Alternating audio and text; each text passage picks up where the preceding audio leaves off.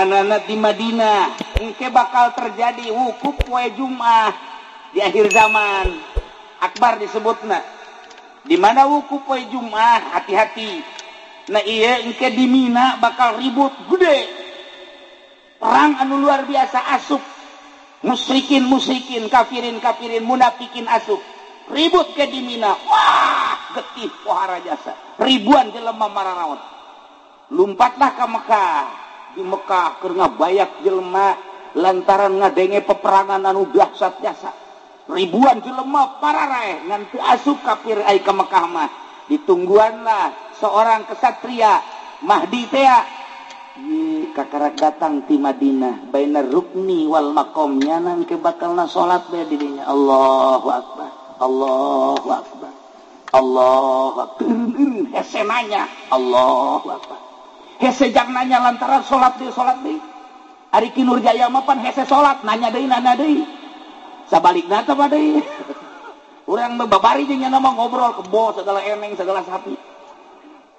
Waktu duha ge teh waktu jang duha terus bae mencit teh ngesel teh dan lain masalah sih. Dan sabalikna jeung Mahdi bae, Mahdi mah kesempatan jang ngobrol salat bae. Ai urang mah kesempatan salat ngobrol bae. Nah ieu Mahdi setelah manehanana istirahat langsung datang, langsung ditunjuk Mahdi teu ngaku, tetap dibeat bahwa anjeunna Mahdi kulantaran disumpah karak ngaku ana Mahdi. Mulai datang nyana nyerang ke Suriah heula. Jadi berarti bibit tambah di Syria nu kuat pisan.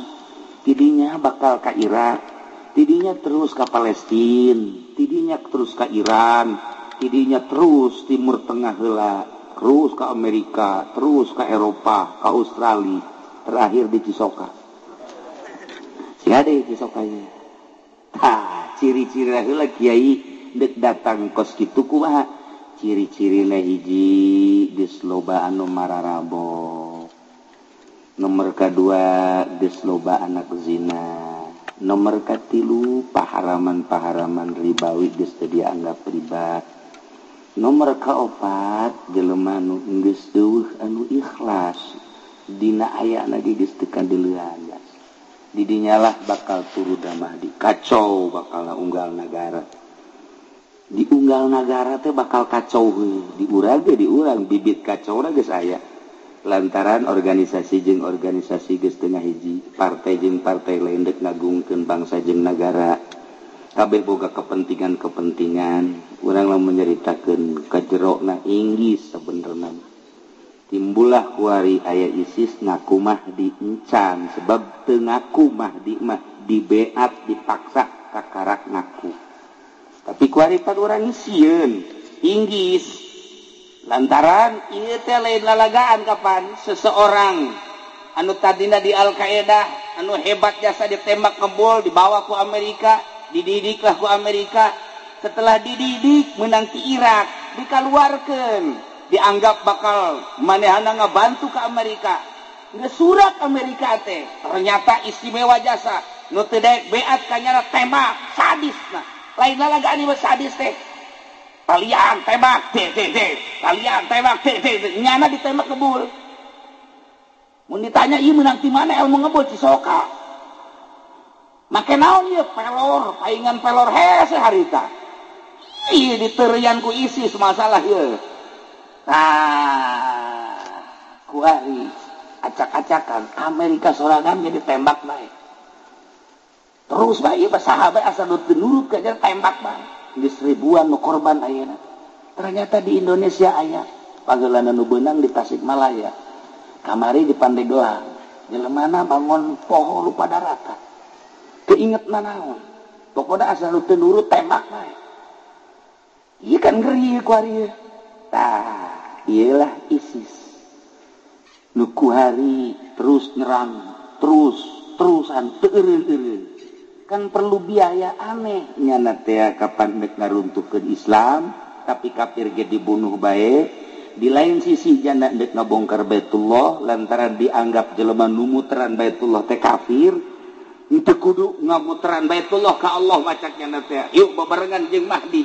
Si Abu Bakar teh ngaku Mahdi teh Nah eta teh nu ngabiayaan teh ieu adalah Liga Arab, terutama Arab sorangan dipaksa ku Amerika nu ngahancurkeun urang Arab, Islam, ISIS, nu ngabiayaana Liga Arab termasuk Arab. Puyang teh coba.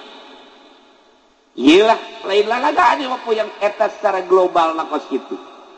Urang lamun nyaritakeun Suriah ku ari geus teu kaharti, nyaritakeun Mesir geus teu kaharti. Lantaran geus eueuh ku urang anu diteangan, nu didengekeun. Informasi akurat na baheula mah aya Gus Dur. Asal urang deuk ngadengekeun keaslianna gampang. Tak Gus Dur ngomong eta pasti. Kuari deuk saha nu didengekeun kuari. Deuk saha informasi nu akurat na sedengkeun geus steril. Nu mantak urang karya hese nyaritakeun keaslian teh hese. Kabeh ge bingungeun. Dan nu mantak geus bae urang ulah nyaritakeun ka situ manengan ngararaji bae. Bingung kuari. Geus anu wayah kawin-kawin. Anu encan wae ge maning kawin mah bisa keburu perang. Keburu perang, Masya Allah karim. Nah, engke anu bakal ngadukung Mahdi Abdal Syam, perkumpulan Wali Abdal di Syam, perkumpulan Asoib di Irak, perkumpulan Mujabah di Mesir. Kan wali teh boga negara-negara perkumpulanana.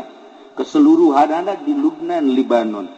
Ketika ndek perkumpulan di Libanon eta teh mun Abdal di Syria, lamun Asoib engke di Irak, lamun Mujabah engke di Mesir, ke di saat anu geus ditentukeun kara karumpul. Eta kapan loba jason mantak teu meunang urang nyarekanan urang Syria ku Kangjeng Nabi sebab sadajan buang kawarah di dinya loba aulia-aulia Allah. Kitu kene Irak sangkiang ge brutal ulah dicarekan ke Kangjeng Nabi sebab di dinya lah perkumpulan para aulia Allah anu bakal ngajungjung tinggi agama Allah teh orang-orang eta. Nah ieu keur carita di akhir zaman geus darareukeut jasa rasaan teh masyaallah mun guru urang kamari nyaritakeun Mahdi asa jauh keneh, lamun guru urang belah ditu nyaritakeun Mahdi asa lila keneh, tapi kuari bae mun nyaritakeun Mahdi asa endek bae. Benderana bakalna akur bae. Bendera Mahdi bakalna aya 3 warnana warnana hideung, merekna la ilaha illallah Muhammadur Rasulullah. Beureum hideung jeung putih. Memehna bakal aya bendera 7 bendera Kangjeng Nabi hideung sarua jeung bendera Mahdi. Bakal bendera le hideung jeung putih la ilaha illallah Muhammadur Rasulullah. Benderana akur bae. Urang bae keliru ieu mana nu bener mana nu salah. Dibuat seperti eta lah. Nu mantak sahabat naros ka Kangjeng. Engke kumaha eta seperti kos kitu.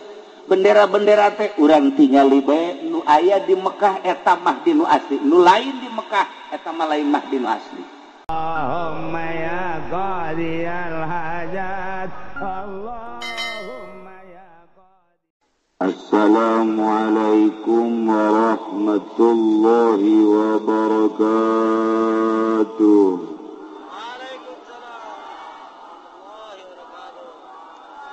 Alhamdulillah, salatu wassalamu ala rasulillah wa ala alihi wa sahbihi wa mawala amma ba'du. Qala Allah ta'ala fil Qur'anil Karim wa huwa asdaqul qailin. A'udzu billahi minasy syaithanir rajim. Wa dzakir fa inna dzikra tanfa'ul mu'minin. Langkung tipayun urang sami-sami nyanggakeun puja sinareng puji ka Gusti Allah anu Maha Suci. Parantos masihan tina rupa-rupa nikmat ka urang sadayana, terutama nikmat anu kacida pisan ageungna nyaeta nikmat iman sinareng Islam.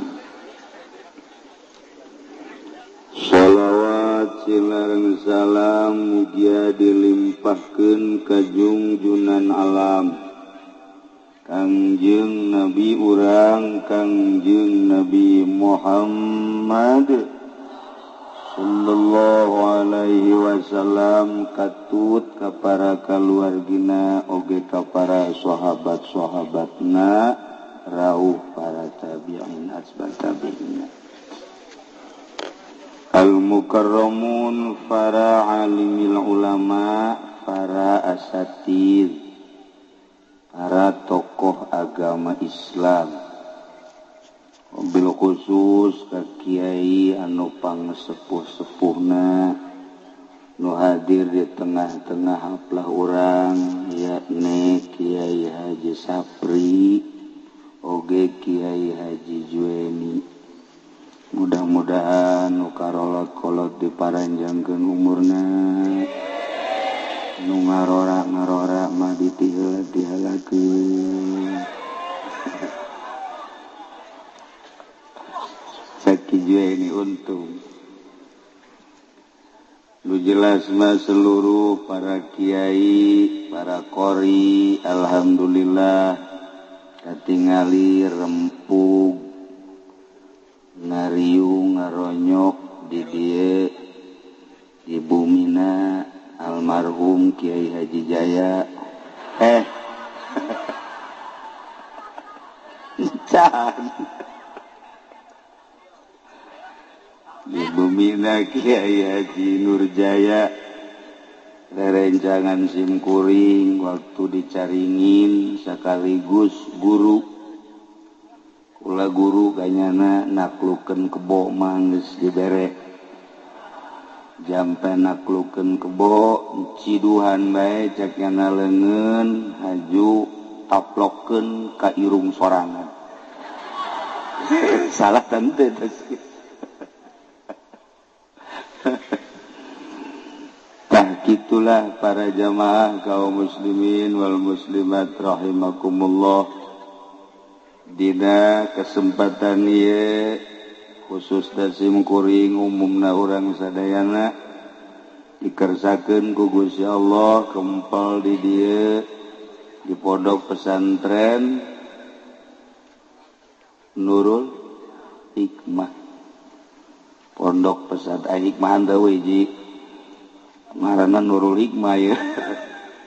Di pondok pesantren Nurul Hikmah dina raraga Walimatus Safar Patali putrana nu nami Raden Imam Sumitro beserta Aang Kunevi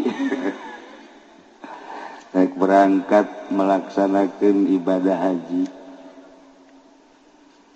Jadi malam ieu anjeunna hayang didoakeun ku urang lantaran lamun ningali haritna di Timur Tengah serangan-serangan nu teu pararugu geus puguh di Irak, Suriah, Palestina, kuari geus menuju Yaman, bahkan diperkirakeun musim haji asup ka Arafah, asup ka Mina, asup ka Baitullah. Untung mun teu kabekah moal manggih riweuh, tapi kuari keur bejeuna mengkikis pager betis supaya ulah terjadi. Di urang mun carita organisasi riweuh teu puguh arah. Nu jelas NU, aya Muhammadiyah, aya Ikhwanul Muslimin, aya Persis, aya Persib, aya Islam Khuruj, aya HTI, aya LDII, aya NII, aya komo urang lamun ka Tasikmalaya, aya Islam Pegeningan, aya Islam Torikoh, macem-macem bari teu jelas. Tambah deui ku FPI di Jakarta, wah loba. Aju urang Cisoka mah pan babarian asal dibere duit breg. Dek bener dek henteu milu we pokona mah. Pimpinan Kiai Haji Nurjaya. Tapi anu sangat mengerikeun mah kuari kabar ka urang ISIS eta Ikatan Santri Istri Satu.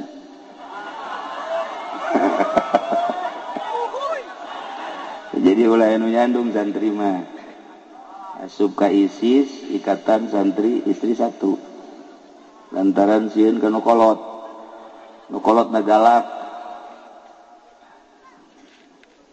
Urang lamun nyaritakeun perkembangan politik capek, perkembangan ekonomi riweuh di Indonesia bae urang kuari mun nyaritakeun perpolitikan urang dangkal teu puguh ka mana alurna. Nu mentak nu jelas mah calon wali mah santri.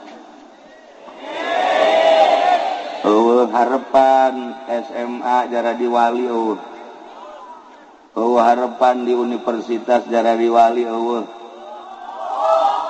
atuh boro-boro universitas santri hese jadi wali. Kan rada deres doang. Sedengkeun anu mengamati karena perkembangan agama mah hanya wali-wali Allah, para solihin anu mengikuti baju mundurna kumaha ieu si agama. Ai batur mah anu di partai, anu di organisasi anu tanggung jawab agama ngomong doang. Ai santri mah pan tanggung jawab penuh. Aya nu paeh siap nyalakeun eta ngaran tanggung jawab. Ya ngaran tanggung jawab eta kitu. Ju pentingna ngariung moal ya. Diondang teu diondang datang aing mah ka jeung hukum. Eta tanggung jawab ngaranna tah. Nu kos kitu tanggung jawab. Lain santri baja hese. Tadu bentak calon para aulia Allah mah harapanana hanya santri. Santri se-Indonesia kuari hanya 8 juta. Anu tegap nyantrina 4 juta, nu 4 juta runtuh. Tegap nyantri 4 juta. Nu 4 juta bagi 2, nu daek ngaji 2 juta, nu teu daek ngaji 2 juta. Tinggal 2 juta. Nu daek ngaji ka bagi 2, nu 1 juta bisa, nu 1 juta henteu. Tinggal 1 juta. Nu bisa ngaji, nu daek ngamalkeun kana ilmuna 500, nu teu ngamalkeun 500. Nu ngamalkeun kana ilmuna anu ngangsongkeun proposal kabeh nu teu hiji. Bea kabeh. Budak terjara di wali kabeh. Gugur di tengah jalan. Lumentak aya bahasa kuari mah Islam di dunia bagaikan singa tidur. Jadi keur molor di singa ieu. Ngan di gudang-gudangna teu aya gudang. Asal datang ka pae ke singa ieu. Jadi urang mun dongeng-dongeng nu kos kitu teh puyeng. Jeung moal eureun-eureun. Eueuh tanggung jawab da di Indonesia makana agama. Ente ulah katipu ku partai, ulah katipu ku organisasi.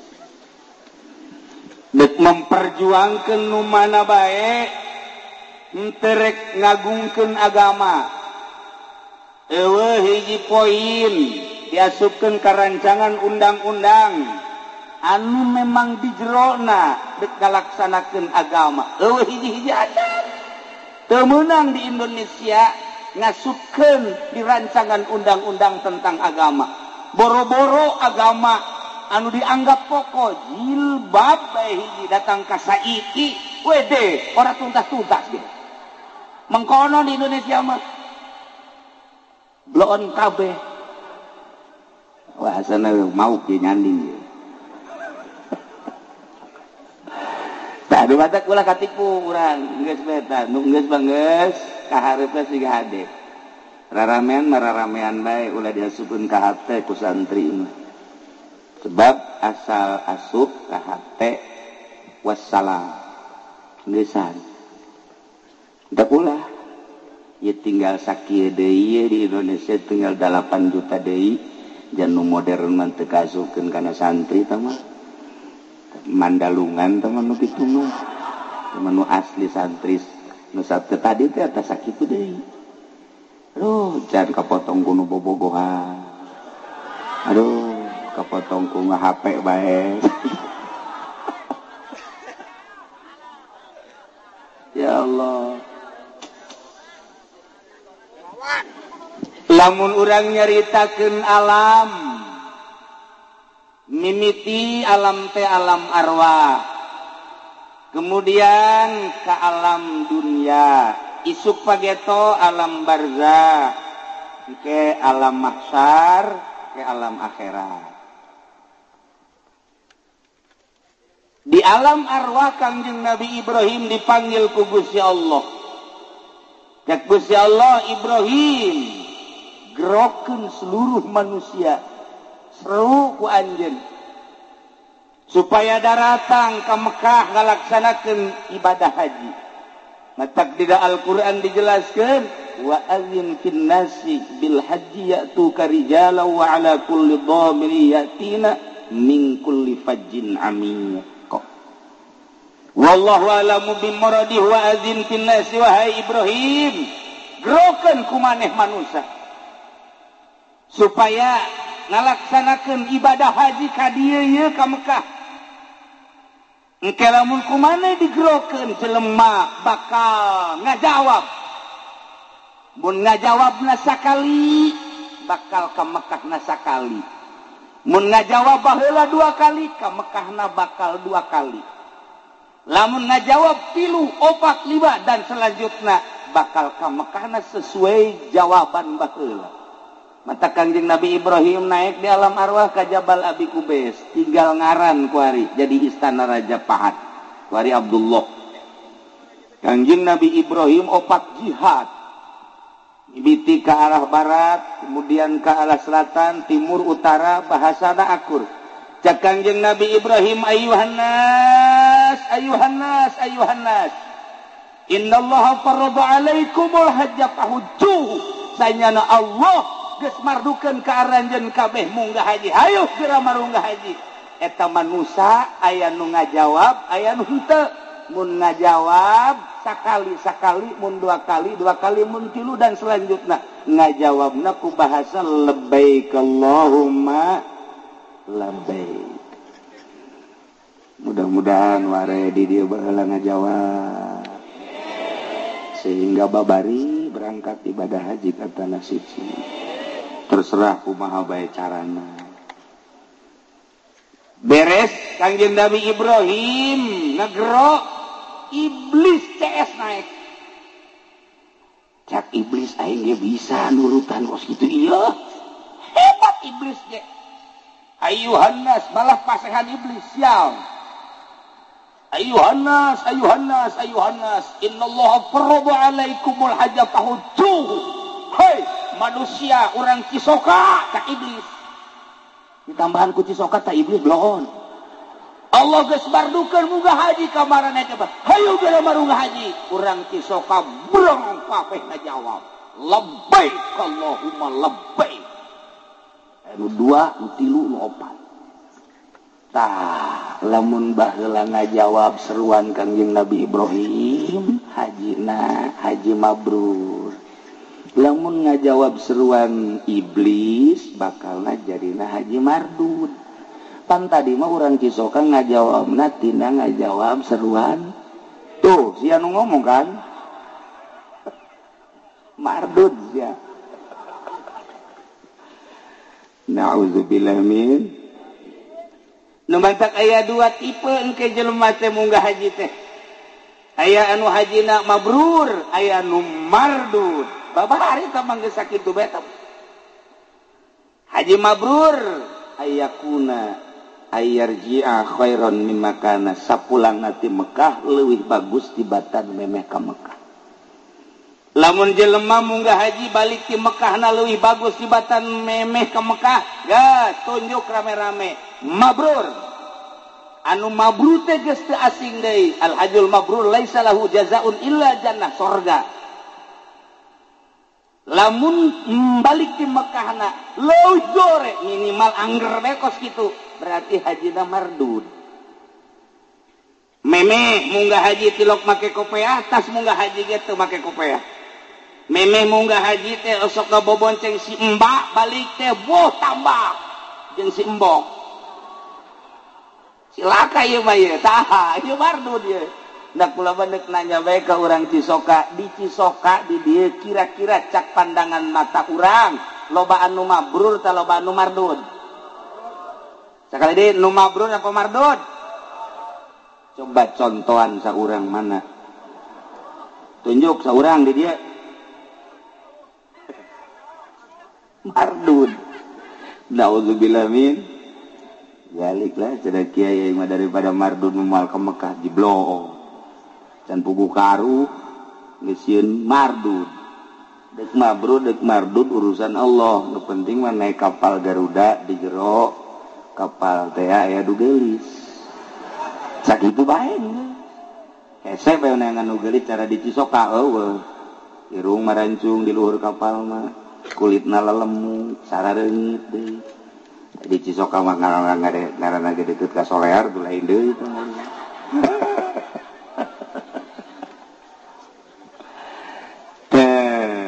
Ieu carita haji. Sabenerna mah lain munggah haji bae salat ge kabagi dua, aya anu mabrur aya nu mardud. Sarua bae sanajan puasa ge nu mabrur nu mardud, zakat teh nu mabrur nu mardud. Sangkila ngaji bae aya nu mabrur aya nu mardud. Urang tarolah nyaritakeun ngaji bae, lamun ngaji niatna lain karena Allah, niatna hayang hebat mardud. Lamun urang masantren ngaji niatna hayang neangan dunya mardud. Lamun urang ngaji niatna hayang ngelehkeun batur mardud. Lamun urang ngaji kedah hayang jadi kiai mardud. Cacak-cacak masantren bae ge ka mabrur teh hese. Nu sakola mah neraka kabeh. Nu ikhlas dari sakola mah eueuh. Eta geus hese kartu di dinya doang geus kabaca. Oh, langkah-langkah nu mardud jeung nu mabrur teh. Asal niat lain lillahi ta'ala mardud, asal mardud jahanam. Tuh urang lamun nyaritakeun kos kitu di Kifayatul Azkiya inggis jasa. Santri ngaji maksudna endek hayang gagah elmuna, hayang neangan dunya ngelehkeun batur. Kanyawan ku kiai-kiaina magahanana sarua ejeung ngajual pedang ka jelema nu deuk ngabegal. Haram sarua bae. Kiai lamun maksakeun bae kos kitu kiaina mardud. Jadi neangan kiai nu mabrur, neangan satiu mabrur hararese. Lolobana mardud bae kabeh. Yang lumayan mardud-mardud nya lumayan. Gitulah para jamaah kaum muslimin wal muslimat rahimakumullah. Da ieu lalakon munggah haji. Lantaran geus ti dituna lamun memang baheulana ngajawab kajeun kuku mage ka Mekah bae. Lamun baheulana teu ngajawab sanajan sugih ka bina-bina, oh tetep bae hese bae tadi ka Mekah. Hese bae kajeun kuku mah baheula aya jelema ngajawab di alam arwahna. Duit teu boga, dulur kabeh sararusah. Ngan nyana baheulana ngajawab. Babarieun Gusti Allah mah nyana keur cicing di tengah jalan jol bae aya angin topan. Wow, kabawa kan. Terus datang ke Mekah. Ringsek ngan datang ka dituna. Tapi lain lalagaan aya hiji santri urang Surabaya nyana ngamalkeun sholawat bae, salat Ibrahim. Allahumma sholli ala sayyidina Muhammad wa ala ali sayyidina Muhammad kama shallaita ala sayyidina Ibrahim wa ala ali sayyidina Ibrahim wa barik ala sayyidina Muhammad wa ala ali sayyidina Muhammad kama barakta ala sayyidina Ibrahim wa ala ali sayyidina Ibrahim fil alamin innaka Hamidum Majid.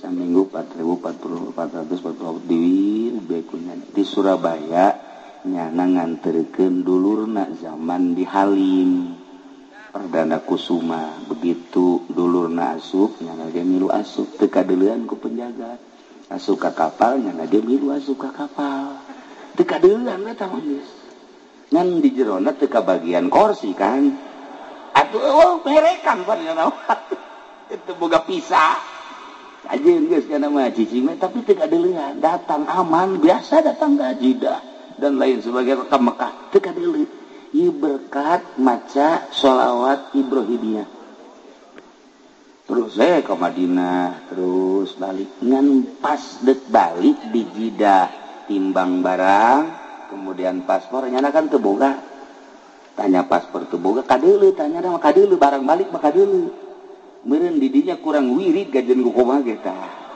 kadeuleu tanya tah ditangkap ku askar tangkap langsung disijin jadinya langsung sidang begitu di sidang aya nu ngabantuan seperti kos gitulah keayaanan nyana bahwa nyana ngawirid itu teu kadeulean kabeh heraneun askar ge polisi Arab polisi Mekah heraneun ku taajub-taajubna akhirna tetep dikembalikeun ka Indonesia Masya Allah ta ieu wiridan hayang ka Mekah mah ka kiai mana bae ge eta jampena tah maca sholawat Ibrahim Miyah 4444 saminggu cenah itu moal diburu-buru ieu mah ye ba'da salat 7 ngan ba'da subuhna 40 hiji coba ge minimal ente kajun kuku mage ngimpi mah kudu ngimpi ka Mekah ya begitu ge untung Masya Allah da ieu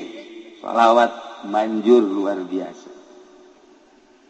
Gitulah cerita di alam arwah nu jelas mah jelema macem-macem berangkat ka tanah suci terserah kabeh gerak Allah deuk kumaha ge ke di persidangan akhir di akhirat nyangakeun sadaya-daya nu penting kuari mah urang daftar berangkat baheula mah bisa direncanakeun hayang tahun ieu hayang tahun itu hayang tahun itu hayang 5 tahun sakali kuari mah hese di Tangerang geus 12 tahun kuari bahkan 13 tahun mun kuari daftar umur 60 tahun tambah 13 tahun berarti diperkirakan datang ke berangkat umur 70 pae 73 tahun nah iya mayoritas kan di orang antara 63 64 dan tabasa bodoh urusanana jelas kos kitulah di urang teh kos kitu nah iya berangkat ke tanah suci rek ningali Baitullah rek muteran Baitullah rek sa'i ari nu ngabangun Baitullah saha kiai nu ngabangun Baitullah pertama malaikat Jibril dilanjut ku Kangjeng Nabi Adam alaihi salam kebelah dieuna terus ngan anu aya dina Al-Qur'an adalah Kangjeng Nabi Ibrahim alaihi wa idh yarfa'u Ibrahimul qawa'ida minal baiti wa Ismail rabbana taqabbal minna innaka antas sami'ul Kangjeng Nabi Ibrahim teh urang Sam nu kuari keur perang Suriah Kangjeng Nabi Ibrahim diinstruksikeun supaya ka Mekah dibawalah Siti Hajar dalam keadaan gede beteung berangkat ke tanah suci datanglah ka wadi ka jurang lembah Mekah ngaranna didinya teh can aya ngabentuk Baitullah model kieu didinya dipanggieunkeun saung ku Kangjeng Nabi Ibrahim Siti Hajar tina tangkal korma sabagusna jeung sarekepna sapira palapah korma langsung disaungan beres disaungan sapoe 2 poe 3 poe Kangjeng Nabi Ibrahim teh diinstruksikeun deui titah balik deui ka Suriah culak-cileuk langsung naik kana onta cek Siti Hajar ka Ibrahim kakak meureun lagi saruanya kira-kira gitulah ieu bangunna ungkag ingkig bae endeu ka mana teu ngajawab Kangjeng Nabi Ibrahim pan bangun dek berangkat teu jawab Kangjeng Nabi Ibrahim ku sebab henteu pamajikan beteungna keur gede secara manusiawi cek Kangjeng Nabi Ibrahim banyak kudu ditinggalkeun pan ieu teh pagawean aing banyak kudu ditinggalkeun mah tapi instruksi Gusti Allah Ibrahim indit deui ka Suriah katilu kali cek Siti Hajar lamun memang ka Ibrahim kudu berangkat dek ditanya bae ieu kahayang sorangan atau parentah Gusti. Cek Kangjeng Nabi Ibrahim parentah Gusti. Lamun parentah Gusti nyanggakeun sok berangkat. Abdi berarti bakal diurus ku Gusti Allah. Ulah sieun-sieun. Kangjeng Nabi Ibrahim langsung berangkat. Tengah liuk saya ketika Kangjeng Nabi Ibrahim. Begitu Siti Hajar nyarita modal kitu, belum berangkat. Eta teh aya hikmah. Urang lamun nganterkeun masantren ka anak. Nah, begitu dek balik ulah nyileuk. Turutan Kangjeng Nabi Ibrahim. Geus bae begitu orang naik ke mobil, balik berangkat. Ulah ieu mah dadah. Mal betak ya kan hukum mah ge. Segala dadah segala mal betang geus bae sakumaha biceun anak urang. Geus ulah anak sangkilang dadah dan geus teu aing mah teu main dadah-dadahan. Turutan Kangjeng Nabi Ibrahim betah ge. Tapi lamun leudeuy geus datang ka imah bapana ge bae inget bae ka anak cenah teh. Aju anak nage gundang gede inget bae ka abah. Aju kuari mapan moal HP bobogohan jeung abah. SMS-an sial teh budak. Eta ulah. Ieu hikmah nanya sakali deui lamun nganterkeun anak ka pondok pesantren geus dititipkeun geus sasalaman geus ulah ngaliek deui. Balik turutan Kangjeng Nabi Ibrahim alaihis. Siti Hajar ditinggalkeun sugan sedih henteu. Cek Siti Hajar lamun memang ieu parentah Gusti Allah pasti kaula diurus ku Gusti Allah. Sedengkeun eueuh sasaha sorangan di dinya dipangieunkeun saung tina palapah korma. Masya Allah. Mun aya awewe dicocokan model kos kitu ulah dikamanakeun Ki Nurjaya. Ulah kumaha keun antepkeun habak. Tenang Siti Hajar. Kesimpulan nama ngalahirlah Siti Hajar sorangan. Masya Allah.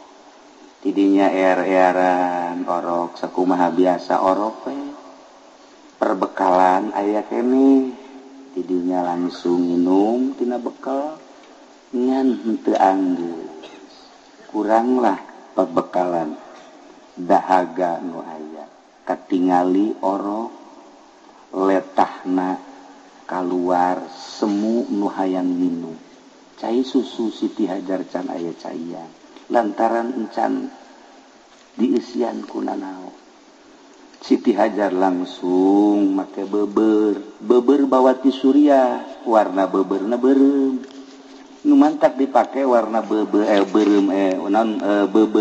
lantaran manehna beusi kanyawan ku maruna sebab Siti Hajar boga maru anu memang tatadina sinis bae baik anak itu ditahan make beber beureum mantap datang ka kuari baheula mah awewe marake beber beureum eta teh ti ditu da ti Siti Hajar. Kuari mah geus teu make beubeur awewe teh. Make bidan bae geus. Entak darah rayut kuari mah awewe. Boga anak hiji, boga anak dua sarua jeung nu hamil bae kitu. Baheula mah ipis beuteul lantaran make stagen, make beubeur rapi. Jadi boga anak 12 teh teu gendut. Kuari mah boga anak hiji, boga anak dua, bau. Sakumaha eneng kolot.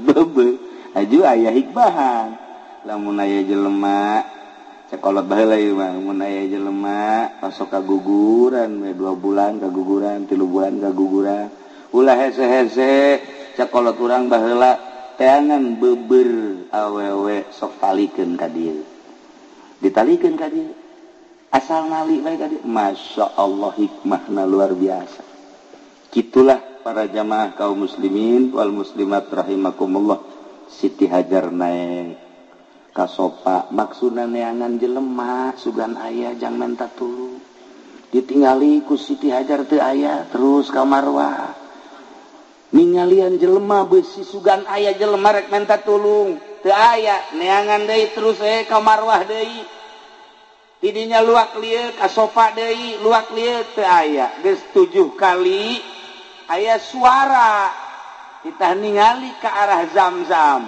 pas ningali ke arah Zamzam malaikat Jibril keur nepakan taneuh atau diketikeun ku sampeanana ditambah kujangjang tak mancer cai sabarkeun ku Siti Hajar kadinya. Waduh mandi Siti Hajar nginum, luar biasa mawa jang anakna. Kemudian di pandian anakna kadinya di lantaran terus bae mancer cek Siti Hajar bari di kamanaon gitu ngaranna dikulah ke cek Siti Hajar zam-zam teh bahasa Suriah hartina mun bahasa urang mah stop. Jadi eta zam-zam teh cai stop sebenarnya. Stop, eureun gip ucap urang mah eureun ulah terus bae. Jadi we ngaran zam-zam. Jadi mun ngaran kurang mah cai eureun sebenarnya eta mah. Eta stop zam. Duh, gitulah cerita zam-zam. Masyaallah. Kitu cerita Siti Hajar teh 7 balik di sofa ka marwah ti marwah ka sofa ti sofa ka marwah ti marwah ka sofa jadilah kuari syariat mimiti urang toab sanggeus toab kemudian sa'i 7 balik didinya cukur beres geus sakitu haji eta umroh tinggal aya wukufna bae ka Padang Arafah babari doa Kangjeng Nabi Ibrahim istimewa. Kangjeng Nabi Ibrahim teh ngadua ka Gusti Allah di samping Rabbana taqabbal minna innaka antas samiul alim wa tub alaina innaka antat tawwabur rahim. Nah, kuari ge urang lamun deuk nyeun pondok pesantren eta bae doana ulah hese-hese. Asal disiapkeun bae pokona mah batuna 10 truk. Batu kalina 5 truk, semen bae ujianana 1000 mah. Geus doana eta manjur tuh mah. Tapi lamun can aya semen can aya keusik can aya ulah wani-wani ngadoa eta tah. Mal manjur. Rabbana taqabbal minna innaka antas samiul alim wa tub alaina innaka antat tawwabur. Kukula deuk dibere sakaligus beusi deuk ngabangun pondok, ngabangun majelis, ngabangun masjid. Doana mah tetep eta. Tabaruk ka Kangjeng Nabi Ibrahim. Wa idh yarfa'u Ibrahimul qa'ida minal bait wa Ismail rabbana taqabbal minna innaka antas samiul alim wa tub alaina innaka antat tawwabur rahim. Para santri, para ustad beusi deuk ngabangun kukula diijazahan eta lah ketika letakan batu pertama kabelah dituna maca wadduha wal laili idza sajama wadda'aka rabbuka wa ma dan sampai selesai sabaraha kiai macana asal isuk-isuk kurang ngider di lokasi maca wadduha sabaraha bae ka dek 3 dek 5 dek 10 asal urang isuk-isuk ngideran eta komuna anu sugi mah ajak ngider ka dieu ngider maca wadduha abe naon ieu abe anggeus ieu sabarang maca wadduha barengan bae teh ge nyana ngomong emang naon nu kurang sagala-gala puguh wadduha ente ngabangun pondok ngabangun majelis mushola masjid eta masya Allah lain hiji lain dua aya kiai ngabangun teu anggeus bebeja lah kasimkuring di jazahan eta begitu di jazahan eta dibaca bae ku jana wadduha mutar wae di dieu datang ke masyarakat teh kaget kiai kunaon muter wae abeh anggeus wadduha wal laili hayo baturan ku sia wadduha ya jadi urang dinya karunya ngeuh kiai cenah muter bae urang bantuan yuk eta sarua jeung pelet teh lamun urang kurang khusu kan kurang manjur tah lamun khusu manjur urang mah teu khusu ge hayang manjur babari sebenarnya mah begitu geus beres pelet batu kan segede kieu tah di Cisoka makan make batu bener teh make batu timpahkeun ka tonggongna aya kan nyanan kurang dia pelet eta kalah aing bogoh ka sia ge cenah sajarna mah cenah teh kudu pelet kula mah geus bogoh ti heula tah eta timpahkeun ka huluna ngudag ge kitu jeung bogoh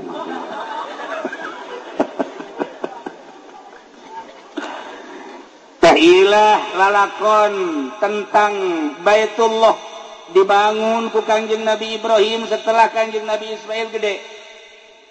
Gancang carita bae kan gede tah Kangjeng Nabi Ismail teh dilongok ku Kangjeng Nabi Ibrahim panjang dongengna ieu mah singkat da dongeng bae gede akhirnya Kangjeng Nabi Ibrahim minta dibantuan ke Kangjeng Nabi Ismail dek ngabangun Baitullah.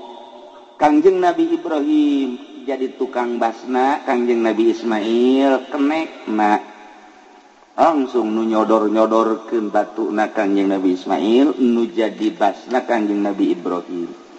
Begitu dibangun terus ngaluhuran teu kasodorkeun, maka Kangjeng Nabi Ibrahim nyieun taraje jang naik bentukna batu dikadinyakeun batuna ditumpakan ditincak ku Kangjeng Nabi Ibrahim langsung batu ngapung sorangan eta kos dongeng batu ditincak STG ngaranna ketika beuki luhur batuna ngapung sorangan atuh teh batu bisa ngapung sorangan aya tanaga anti mana sahanu ngaremot eta seberapa batu tapi batu naik sorangan beuki luhur beuki naik beuki luhur beuki atuh seberapa teu make batu ge bisa. Ieulah keajaiban mukjizat Kangjeng Nabi Ibrahim alaihi salam. Nah kuari aya titinggalna ngaranna makom Ibrahim lain kuburan makom Ibrahim teh esteger aya tapakna dirinya tapak sampean Kangjeng Nabi Ibrahim. Masya Allah dibongkar suhu di Arabia sababaraha kali eta lantaran ngahalangan geus sabaraha doser murun potong diamankeun lah. Makom Ibrahim teh esteger urut ngabangun Baitullah. Jadilah Baitullah seperti ayeuna ngan kungsi runtuh kemudian dibangun deui kurang saeutik dikurangan lantaran nu halal hijir Ismail.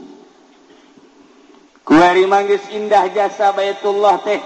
Ketika Kangjeng Nabi putuh Mekah langsung Kangjeng Nabi asup ka Baitullah.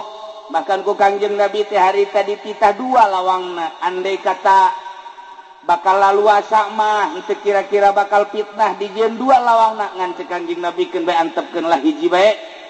Kangjeng Nabi lebet langsung salat di jero keluar deui tah ieu lah Baitullah nu ayeuna. Di akhir zaman engke Baitullah bakal diruntuhkeun deui. Tu golongan-golongan anu teu sreg ka Islam musuh. Kula lamun nyaritakeun tentang akhir zaman geus dareukeut jasa. Cek Kangjeng Nabi Malikul Ardi Arba'ah, raja sadunya aya 4. Mukminani wa kafirani, nu 2 mukmin, nu 2 kafir. Nu mukmin hiji Kangjeng Nabi Sulaiman alaihi salam, nomor kedua Raja Zulkarnain. Kafir aya 2, hiji Raja Namrud, nomor kedua Raja Fir'aun cek sakol buhtusoh. Cak Kangjeng Nabi wasayakuru khomisun, bakal jadi raja sadunya engke di akhir zaman 5, hiji deui di akhir zaman. Sayakunu khomisun wal mahdi min dzurriyyati, eta adalah mahdi ti anak incu kaula. Entek besi aya di Cisoka Mahdi cing hade. Cing hade eta beureun tah Mahdi. Ngan Mahdi nu itu mah hiji irungna mancung, nu di Cisoka mah pengeng. Bedakan berarti. Nomor kedua ngaranna sarua jeung ngaran Kangjeng ismuhu ismi wa abuhu abi. Ngaranna sarua jeung ngaran kaula, bapada sarua jeung bapa kaula. Jadi ngaranna mah asli nama Ahmad bin Abdullah atau Muhammad bin Abdullah. Cirina dina pipina engke aya hunungan di dieuna. Aya janggotan, aya godegan kadi rapi, di dia aya hunungan, tasepna kabina-bina, gagahna nu luar biasa, dituturkeun baksana ku 300 jelema nu bakal nuturkeunana. Asal-asa salaman jeung Mahdi ditembak ngebul. Asal-asa salaman jeung Mahdi jadi gagah. Asal-asa salaman coba sesalaman jeung Mahdi nu di dieu. Tah ieu Mahdi nu asli 300. Manehanana di Madinah engke bakal terjadi wukuf poe Jumat di akhir zaman. Akbar disebutna. Di mana wukuf poe Jumat hati-hati. Nah iya engke di Mina bakal ribut gede. Perang anu luar biasa asup. Musyrikin, kafirin, munafikin asup. ribut ke di Mina, wah getih pohara jasa, ribuan jelema mararaot, lumpatlah ke Mekah, di Mekah keur ngabayak jelema lantaran ngadenge peperangan anu dahsyat jasa, ribuan jelema pararae ngan teu asup kafir ai ke Mekah mah, ditungguanlah seorang kesatria Mahdi teh kakarak datang ti Madinah bainar rukni wal maqam nyanang ke bakalna salat bae di dinya. Allahu akbar, Allahu akbar, Allahu akbar. Hese nanya Allahu akbar, hese jang nanya lantaran salat deui ari Ki Nurjaya mah pan hese salat nanya deui sabalikna teh deui urang mah babari jeung nya mah ngobrol kebo segala eneng segala sapi.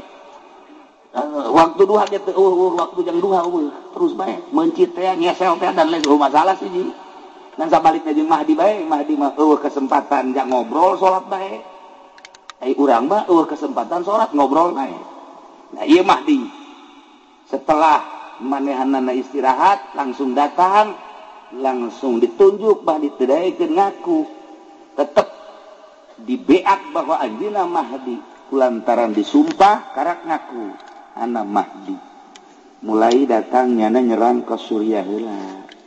Jadi berarti bibit nama di Syria nu kuardisan. Tidinya bakal ke Irak, tidinya terus ke Palestina, tidinya terus ke Iran, tidinya terus Timur Tengah heula, terus ke Amerika, terus ke Eropa, ke Australia, terakhir di Cisoka. Sing ada di Cisoka ieu. Ciri-ciri heula kiai dek datang kos kitu kumaha ciri-cirina hiji geus loba anu mararabok, nomor kadua geus loba anak zina, nomor katilu paharaman ribawi geus teu dianggap riba, nomor kaopat jelema nu geus eueuh anu ikhlas dina ayana geus teu kandeulean. Didinyalah bakal turu damah di kacau bakal unggal negara. Di unggal negara teh bakal kacau di urang bibit kacau na geus aya. Lantaran organisasi jeung organisasi geus teu ngahiji, partai jeung partai lain dek ngagungkeun bangsa jeung negara. Kabeh boga kepentingan. Urang lamun nyaritakeun ka jerona inggis sabenerna. Timbullah kuari aya ISIS ngaku Mahdi encan sebab teu ngaku Mahdi mah dibeat dipaksa kakarak ngaku. Tapi kuari pan urang sieun inggis lantaran ieu teh lain lalagaan kapan seseorang anu tadina di Al-Qaeda anu hebat jasa ditembak ngebol dibawa ku Amerika, dididiklah ku Amerika, setelah dididik menang ti Irak dikaluarkeun, dianggap bakal manehana ngabantu ke Amerika. Nge surat Amerika teh ternyata istimewa jasa nu teu daek beat kanyana tembak sadisna. Lain lalagaan ieu sadis teh. Kalian tembak kalian tembak nyana ditembak ngebul. Mun ditanya ieu meunang ti mana ilmu ngebul Cisoka. Make naon ieu pelor, paingan pelor hese harita. Ieu diteurian ku ISIS masalah ieu. Nah, kuari acak-acakan Amerika sorangan jadi tembak bae. Terus bae sahabat asal nu teu nurut ka tembak bae. Geus ribuan nu korban ayeuna. Ternyata di Indonesia aya pageulana nu beunang di Tasikmalaya. Kamari di Pandedoang. Jelemana bangun poho lupa daratan. Keinget naon. Pokoknya asal nu teu nurut tembak bae. Ieu kan ngeri kuari ieu. Tah, iyalah ISIS. Nu kuari terus nyerang, terusan teu eureun-eureun. Kan perlu biaya aneh nyana teh kapan dek ngaruntukeun Islam tapi kafir ge dibunuh bae. Di lain sisi jana dek ngabongkar Baitullah lantaran dianggap jelema nu muteran Baitullah teh kafir. Henteu kudu ngamuteran Baitullah ka Allah macak nyana teh. Yuk babarengan jeung Mahdi. Si Abu Bakar teh ngaku Mahdi teh. Nah eta teh nu ngabiayaan teh ieu adalah Liga Arab, terutama Arab sorangan dipaksa ku Amerika. Nu ngahancurkeun urang Arab, Islam, ISIS, nu ngabiayaana Liga Arab termasuk Arab. Puyang henteu coba. Iyalah lain lalagaan ieu puyang eta secara global nakos kitu. Urang lamun nyaritakeun Suriah kuari geus teu kaharti, nyaritakeun Mesir geus teu kaharti. lantaran geus eueuh ku urang anu diteangan nu didengekeun informasi akurat baheula mah aya Gus Dur asal urang deuk ngadengekeun keaslianna gampang tak Gus Dur ngomong eta pasti kuari geus saha nu didengekeun kuari deuk saha informasi nu akurat tak sedengkeun geus steril nu mantak urang karya hese nyaritakeun keaslian teh hese kabeh ge bingungeun nu mantak geus bae urang ulah nyaritakeun ka situ manengan ngararaji bae bingung kuari geus anu wayah kawin anu encan wae ge maning kawin mah bisa keburu perang keburu perang Masya Allah kali nah engke anu bakal ngadukung Mahdi Abdal Syam perkumpulan wali Abdal di Syam perkumpulan Asoib di Irak perkumpulan Mujabah di Mesir kan wali teh boga negara-negara perkumpulanana keseluruhanana di Lubnan Libanon ketika ada perkumpulan di Libanon eta teh mun Abdal di Syria lamun Asoib engke di Irak lamun Mujabah engke di Mesir engke di saat anu geus ditentukeun kara karumpul eta kapan loba jason mantak teu meunang urang nyarekanan urang Syria ku Kangjeng Nabi sebab sadajan buang kawarah di dinya loba aulia-aulia Allah kitu kene Irak sangkiang ge brutal ulah dicarekan ke Kangjeng Nabi sebab di dinya lah perkumpulan para aulia Allah anu bakal ngajungjung tinggi agama Allah teh urang-urang eta nah ieu keur carita di akhir zaman geus darareukeut jasa rasaan teh masyaallah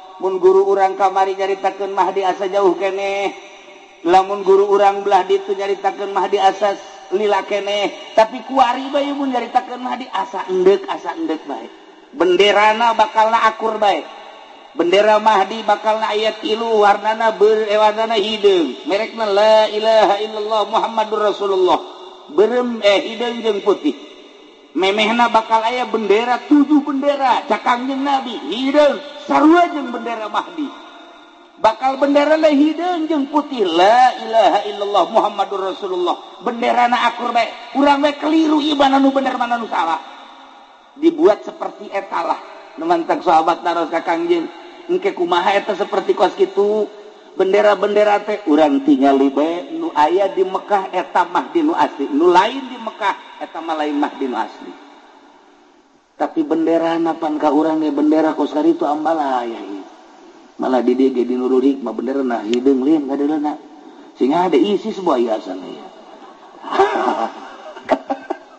Masya Allah kan itulah para jamaah kaum muslimin rahimakumullah jadi perjalanan haji teu bisa dihayang-hayang teu bisa diembung-embung geus waktu nama atuh urang teh da emang baheula eta mah tu di alam arwah jawaban baheula kuari mah tinggal ngalaksanakeun bae kokoseran urang sakumaha kokoseran hayang-hayanganana ai eueuh jawaban jeung teu ngajawab baheula teh hese bae henteu bae kajeun kumaha ge nu mentak cak ti soleh teh mah yang ka Mekah mah 2 surat nomor kahiji surat Waqiah nomor kadua surat Tanah nu babari mah surat Tanah tereh ka Mekah kajeun kumaha tuh nya para jamaah kaum muslimin wal muslimat rahimakumullah itulah urusan tentang haji, urusan tentang Baitullah, urusan tentang sa'i, nu jelas kabeh ge ieu memerlukeun iman, memerlukeun yakin. Lamun teu make iman, tur teu yakin moal bisa. Ku iman jeung ku yakin. Iman ayana di pendidikan Islam.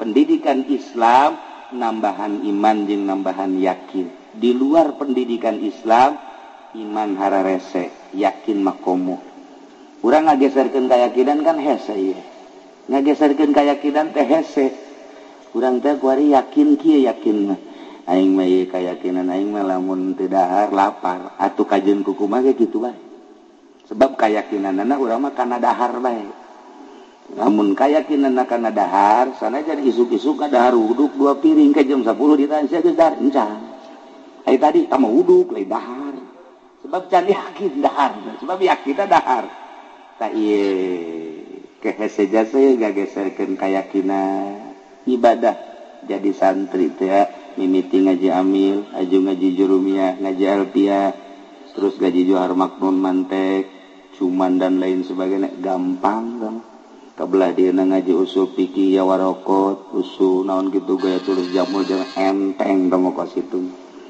lah babari sama nu hese ge nu hese ieu gageserkeun keyakinan eta mah sakadar ilmu yakin tina ilmu yakin supaya datang ka ainul yakin ti ainul yakin supaya datang ka hakul yakin ieu lah nu hese eta manu tadi olahanana sakadal olahan zahir tapi hayang ngageserkeun keyakinan kudu make olahana olahan batin nah ngolah batin ieu lah nu hese nu dedeleanana lain make dedelean nu ieu tapi make dedelean nu ieu dedengiana lain make dedengian nu ieu tapi dedengian ieu aambeunana lain aambeun nu ieu tapi aambeun nu ieu mun geus bisa ngageser dedelean dedengian jeung aambean lain nu ieu tapi nu ieu kakara jelema eta lah nu patut dituturkeun ku urang ieu kuari kamari kula kadatangan kiai ti Banten aya 10-an meureun ka imah ngobrol lah carita tentang Banten istimewa Banten mah tuh lantaran ku kula didongengkeun nyana dongeng kula dongeng lamun urang nyaritakeun tentang keistimewaan Maulana Hasanuddin eta moal aya deui datang ka Iih Rahaje emang kunaon cenah kiai kieu di antarana keistimewaan Maulana Hasanuddin teh begitu datang ka Banten Maulana Hasanuddin mah ngisingna di Banten sabulan sakali pamajikanana ngisingna saminggu sakali coba pamajikan ti Nurjaya atau pajakan urang lah ulahnya namanya itu cerita batin urang sok jarah bae teh jaho dongeng Masya Allah muringkak bulu urang ngadenge kitu mah Maulana Hasanuddin mah sabulan sakali ngisingna pamajikanana saminggu sakali digenggerekeun ku Maulana Hasanuddin ngising malulus ya mah teu hirup teh iraha ibadahna saminggu sakali masih digenggerekeun pamajikan urang mah subuh ngising jam 7 ngising deui mata sarapan jam 9 deui engke tas dohor bodol atuh bae aku ngising bae irah maca Qur'an apa majikan Maulana Hasanuddin saminggu disengserikeun ku Syekh Maulana Hasanuddin iraha ibadahna teh mangising bae tidinya lain marah ningkatkeun ibadah pamajikan teh langsung dikurangan dahar dikurangan minum alhamdulillah jadi sabulan sakali ngadenge pamajikanana ngising sabulan sakali Maulana Hasanuddin genep bulan sakali turutan ku sia eta urang mun ngadenge dongeng kos kitu apa iya apa memang kos kitu mantak bisa hihiberan ge nu mantak teu eureun-eureun di zarahan ge kukula dongeng kos kitu tanyana malalongo bae aya sejarahna nu mantak buku keaslian kewalian Maulana Hasanuddin teu sambarangan ge lantaran naon ieu ta ilmuna nu hese ge Masya Allah karim tah tidinya lah pamajikanana bae ge eta geus bisa sabulan sakali gisingna berarti kan dahar cara biasa dahar ya cara urang mah datang ka Nurjaya teu dibere ngariung teu dibere berkat bae ngancam awas ya Nurjaya ku aing mondang deui moal ieu teu diberkatan tolol teu budak Bapak Hasanuddin makin bulan sekali ngising. Ya Allah ya Rabbi. Itu orang cerita ngising pas gitu. Ngap biasa pan. Teguh, teger, Banten teh. Dicekal ku jelema nu model kos gitu. Masya Allah. Tak kula maksudna dongeng kos gitu teh lain naon. Sebab kieu neangan coba di Banten ku ari nu apik. Tarolah ulah apik cara Maulana Hasanuddin, ulah apik cara Syekh Maulana Yusuf, ulah apik cara guru-guru orang nu kamari hiji be ulah nyokot duit ti pamarentah bae sakitu tak apik urang kuari eta bae heula tah teger agama kajen ku kumaha ge ulah ngajukeun proposal dibere ulah daek aya saeutik mah Ki Nurjaya seuri kadena aing gede cek nya teh moal anggeus tah deuleu pancer urang Syekh Maulana Hasanuddin nu mantak manehanana mah kapan istimewa jasa kutujuh bae kutujuh kutilu la ilaha illallah pan bisa hiber kutilu la ilaha illallah dongengna Masya Allah dibawa Syekh Maulana Hasanuddin teh Ustaz Arif Hidayatullah ka Mekah diasupkeun ka jas ka dieu. Asup sia ka dieu. Asup ke nongol teh huluna kos manuk. Dibawa ka Mekah. Diijazahan, talqin. Baca. Ulah nafas, tarik nafas. Beres, beat langsung. Sok, baca. Baca 3 kali ulah nafas, tarik. Ibarat. Ibarat apa? 3 la ilaha illallah bisa hibar di Mekah ka Bali. Coba ente 3 bae. 3 hibar geus teu kudu kumaha ka pondok masing-masing coba geus peureum bae kieu bae ngabagen bae coba. Coba. Batur batilu eta ieu rahasiahan lain nalagaan masyaallah. Kunaon eta? Batin geus bersih jasa. Ya Allah ya Rabbi. Teh urang mah kuari mah tak geus carita ulah carita eta keur carita di organisasi, carita di perorangan pondok pesantren. Eueuh deui iwal ti 4 sabenerna mah ngan salah sahijina waro nu 3 moal ka dicaritakeun. Ieu titipan ti Sunan Rahmat anu ngamimitian muka pondok pesantren di Jawa Timur dilanjutkeun terus ka dieu. Mantap pondok pesantren mah titipan para aulia Allah asal ngegeser bae kana yayasan geus lain titipan para aulia Allah. Henteu salah nyen yayasan eta mah perkembangan. Henteu salah mangga teh teh mun eueuh cilaka, eueuh sanawiyah, eueuh awiyah atuh kaditunan kumaha perkembangan dunia. Ngan lain titipan wali, titipan para aulia Allah mah 4 salah sahijina waro. Nu 3 moal ka dicaritakeun. Kuari mah waro kadanan cara Syekh Maulana Hasanuddin Syekh Yusuf hiji bae ulah narima duit ti pamarentah geus hebat jasa ujian. Pangangankeun coba Ki Nurjaya di Cisokan nu henteu nyieun proposal nu mana ieu pondok pesantren. Jeung nu mana nu henteu narima duit ti pamarentah. Norekat tinggal norekat. Tapi duit ti pamarentah didaharang bae. Jembluk sama wasit. Moal bisa tuh. Tuh, mantap. Baheula aya hiji manusia ngaranna Ibrahim bin Adham. Ibrahim bin Adham teh pan geus diangkat jadi kutubul aulia. Geus nikmat jasa. Ibadah penting teh geus ngeunaheun amis. Jasa masyaallah, ngeunah. Pernah ngimpi dibawa ka surga. Pernah ngimpi manehanana babarengan jeung para mursalin, para nabi.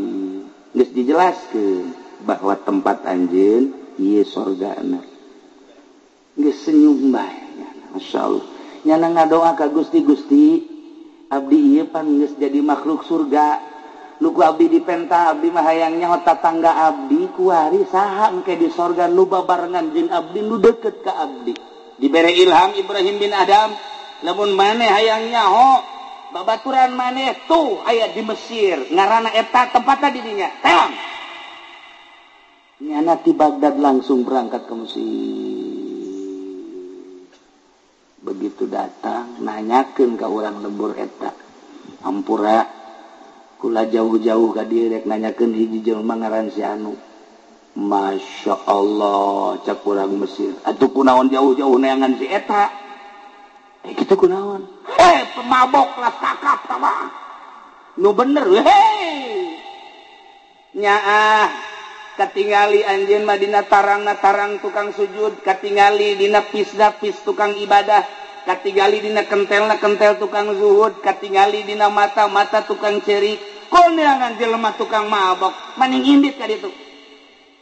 Apa ininya nya? Ih, eta mah tukang mabok di dieu mah. Jelema eta teh raja mabok. Aduh, nyana kieu we cangcaya Ibrahim bin Adham teh aing mah nyai ja ilham. Berarti ti setan meureun. Eta ngadoa aja aing teh ieu ngadoa ka Gusti menta saha pibatureun ka di sorga. Mah nya setan nu ngabisiki teu kaharti. Tapi aing gadege informasina ieu ku jelas-jelas teuing. Akhirna nyana cangcaya. Ngan begitu deuk balik bebeja. Tempatna bae di mana tempatna? Tuh, tempatna nu itu tuh. Lah, taman deuk balik deuk teu ke geus neuleuh maka jeung barang neuleuh bener di dinya aya 40 manusia keur mararau. Wah. Keur ngaganja kok. Mabok nu naon. Ai nyana mah diuk bae kieu bae. Kieu. Begitu geus ningali nyana balik deh. digerok. Hai Ibrahim, kadir jauh-jauh ti Baghdad hayang kapanggih babaturan di sorga geus datang kunaon indit jepan nyahoon.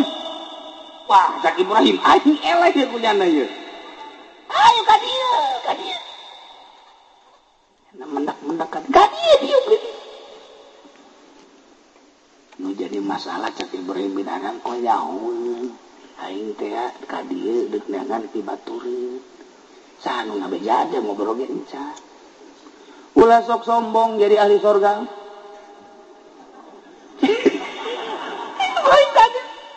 Aing jadi dicarekan cak ahli sorga mah eueuh nu sombong jeung eueuh nu egois. Ya Ibrahim ari di masjid mah nyekelan tasbih babarengan jeung santri ngawuruk kadang-kadang zarah kadang-kadang jeung masyarakat ngaji dukas kitu batu babari sama ngan di sorgana handap nu hese ge tuh makhluk Allah nu sok mabok tuh makhluk Allah nu sok judi tuh makhluk Allah nu sok maling tuh makhluk Allah nu sok zina. Tugas para aulia Allah, tugas para ulama sholihin eta ajak ka sorga lantaran nyana ge hate leutik ka iman ka Gusti Allah nyahoeun nyana ge ngan bergelimang ku nafsu. Nah kula cicing di dieu ieu teh geus sabaraha taun kabehna di dieu teh aya 100 leuwih kemudian kuari terus dinasehatan tinggal 40. Nah maneh mun bener-bener hayang jadi batur kula di sorga gantian tugas kula tah 40 nasehatan ku maneh Ibrahim. Waduh santri aing bubar sakna tuh kos gitulah para aulia Allah nu mantak ge begitu diangkat jadi kiai lain tambah ngeunah sabenerna mah mantak diangkat jadi solihin teh lain tambah tenang diangkat jadi wali teh lain tambah uncang-uncang tambah tugas. Ketika orang jadi kiai baheula nyantri dahar ge jeung peda wehan teh jeung lauk asin ku Allah teh dipake ka cinta dibisakeunlah ngaji dititipanlah ilmu wari geus jadi kiai boga majlis boga murid masya Allah mobil lagi sakumaha showroom nu leutik teh ditanya kunyana apa jadi takabur atuh haju deui dakwahna ge pilihan lamun ka daerah anu amplopna gede ieu boleh lamun anu moal eta kos kitu kok jadi kos kitu atuh tah tugas wali tugas ulama seperti tadi cek Ibrahim bin Adham mah geus satu kula tuh boga tugas kali manusia neuk nasehatan opat ieu dinasehatan ku Ibrahim bin Adham pan nganasehatan pemabok mah lain cara santri mah dinasehatan ti ieu ka dieu lalaunan geunana anu mabok kudu kumaha carana kieu cek manehanana poe ieu nyana mabokna ieu 5 sloki na isuk mah kena opat bae sia ulah 5 opat ke isukna 3 Kinur Jaya mah bisa minum nyana ge dirinya deui atuh cilaka tah mah lain nganasehatan anclub ieu hese eta kitulah nu mantak ararane para aulia Allah mah dek naklukeun jelema tukang mabok kudu babarengan jeung nu mabok naklukeun jeung jelema anu tukang judi kudu babarengan jeung tukang judi naklukeun jelema anu sok judi ina main gaple catur dan eta kudu ancluk etalah hese tugas para aulia Allah teh samar nu mantak loba jelema nu leungit dileungitkeun ku Gusti Allah imma leungit hirup-hirup wa imma secara zahir maut padahal teu maut dipindahkeun mantak lamun Maulana Syekh Maulana Yusuf kuburanna aya 3 di dunia lamun Syekh Maghribi kuburanna aya 5 di dunia ulah aneh lamun Mbah Bolong kuburan aya 9 ulah aneh kos kari itulah kula ziarah ka Yordania di dinya aya makom Nabi Musa alaihi salam zarah deui ka Baghdad aya deui makom Kangjeng Nabi Musa alaihi salam masyaallah di ditu Yusa di dieu Yusa carua ulah aneh emang kos kari itu jelema gede deket kapan Yordan Baghdad kok di dieu aya di ditu aya kos gitulah jelema-jelema galalede mah masyaallah karim.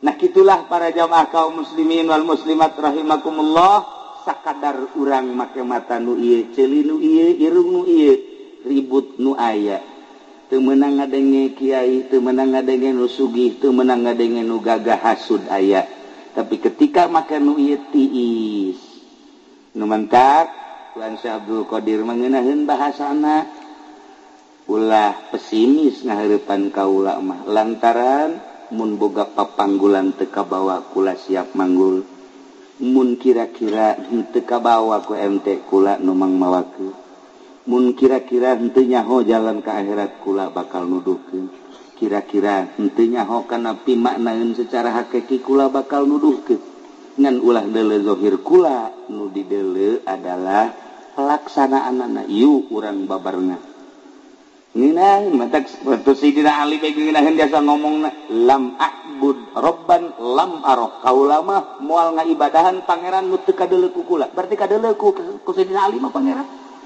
mun nyaritakeun kadeuleu kan lain ku mata ieu ku ieu matak turun temurna ti Kanjeng Nabi ka Sidina Ali ka Sidina Husain terus tinggal urang endek jeung henteuna jeung siap apa henteuna jeung masakatna deui nah urang mah begitu kuari ngeuneunahan bae barang urang jadi jelema ngeuneunahan baheula mah daek puasa kuari mah henteu baheula mah daek masakat kuari mah henteu ieulah nu bakal cilaka kitulah para jamaah kaum muslimin wal muslimat rahimakumullah jadi urang tingkatkeun iman tingkatkeun amal tingkatkeun Islam kumaca la ilaha illallah jadidu imanakum bila ilaha illallah minimal ba'da salat 3 kali maca la ilaha illallah sing gletuk anu maot jadi tu Kiai Abbas minggu ka tukangna saminggu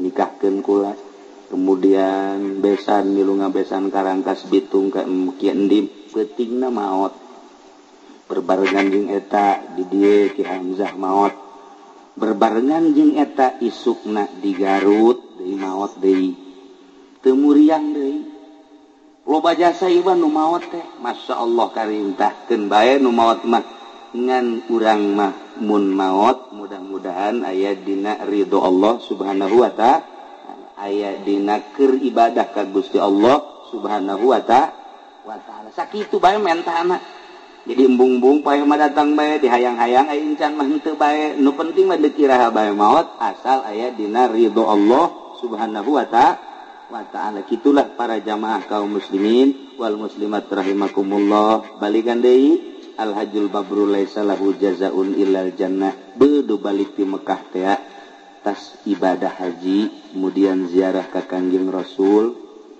emang kumaha gitu panu ibadah haji mah begitu datang tak kajidah kadeuleu nama ku urang Arab malulu padahal mah malaikat di dinya nyambut disasalaman ku malaikat lumantak disebut naga duyufur rahman tamu-tamu pangeran tamu-tamu Allah tah eta disasalaman ku malaikat jamaah haji mah timimiti turun ti kapal dipeluk ku malaikat disasalaman ku malaikat masya Allah ieu teh tamu Allah teu kadeuleu kan ku urang ngan lamun maot urang ibadah haji urang geus daftar aju maot di dieu keneh komo geus berangkat mah aju maot tah eta teh ganjaranana unggal tahun menunaikan ibadah haji diberi ganjaran sampai kiamat mun jelema daftar kemudian teu berangkat eta unggal tahun boga ganjaran ka Mekah bae nyana komo geus berangkat teh haji maot unggal tahun ibadah hajina engke di akhirat teh ditimbang teh haji malulu bakalna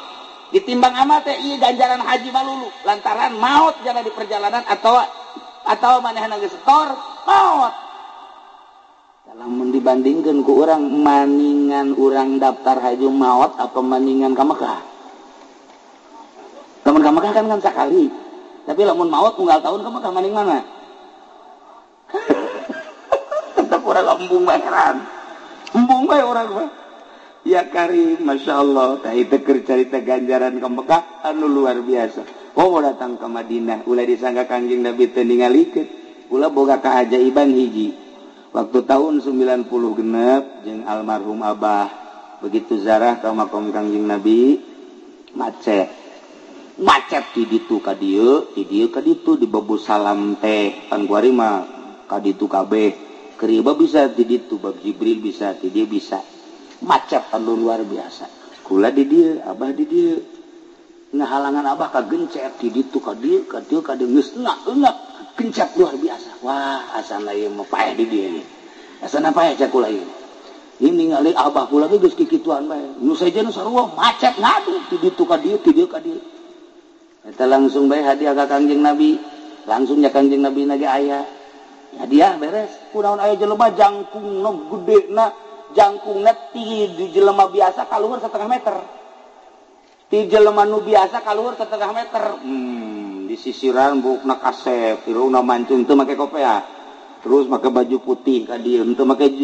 jubah putih teu make sorban seuri bae senyum bae blek pas dihareup plek leungeunna kieu segala tuturkeun renggang gede renggang we nyunaheun jasa terus kahareup barang datang zarah ka makom Kangjeng beres zarah terus jana kikian we hayu cek jana mah terus datang ka hareup temanggi sakali eta masyaallah ketika kuari ka kadeuleukeun bae beungeutna katingali rambutna katingali jubahna katingali asal ka Madinah we inget eta asal ka Madinah inget eta ongkos ka Cisoka bae asal ka dieu inget ka Kebo Haji Jaya asal ka dieu inget bae eta gitulah para jamaah kaum muslimin wal muslimat rahimakumullah naya keur carita ibadah haji pelaksanaan tina keyakinan urang iman urang ka Gusti Allah Subhanahu wa taala nu teu ibadah haji hayang sarua jeung ibadah haji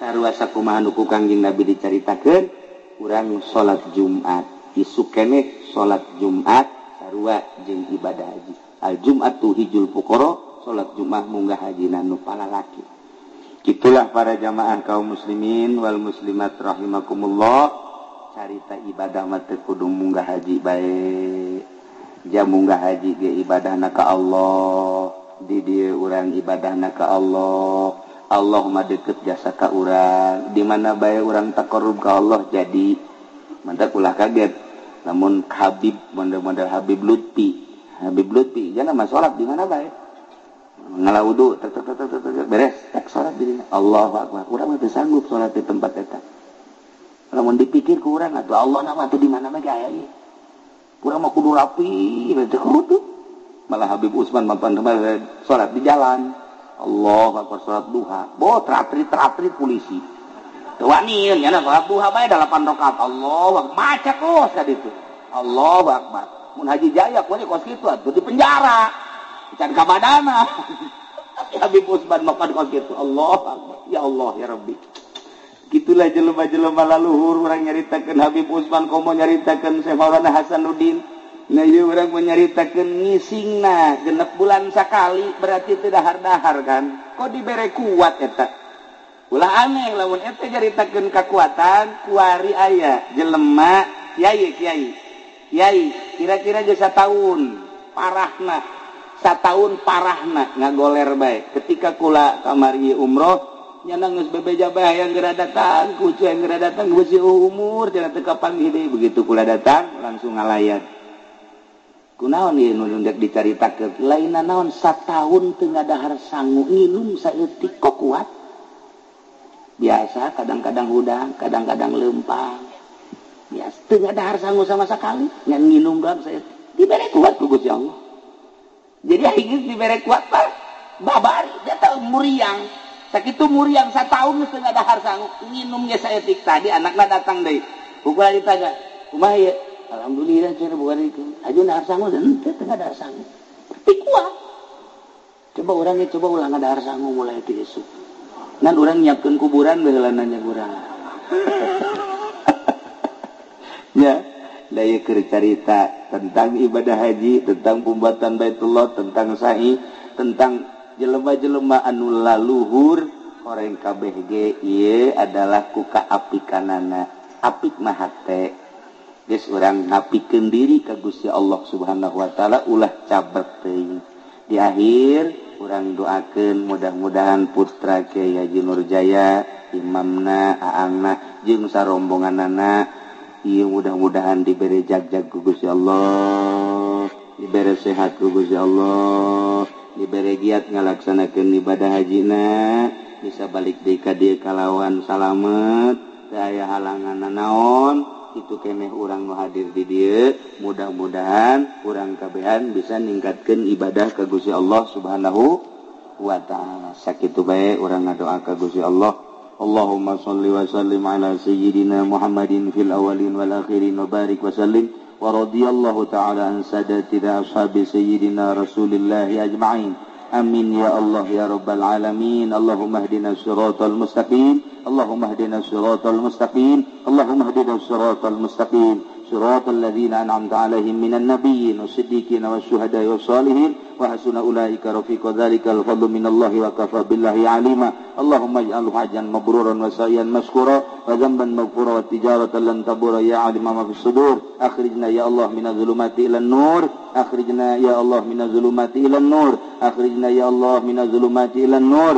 Allahumma arzuqna ya Allah ilman nafi'a wa amalan mutaqabbala wa rizqan halalan tayyiban wa qawlan hasana wa imanan kamilan bi rahmatika ya arhamar rahimin. Rabbana taqabbal minna innaka antas samiul alim wa tub alaina innaka antat tawwabur rahim. Wa shalli wa sallim ala jami'il anbiya'i wal mursalin walhamdulillahi rabbil alamin. Wallahu al muwaffiq ila aqwamit thariq. Wassalamu alaikum warahmatullahi wabarakatuh.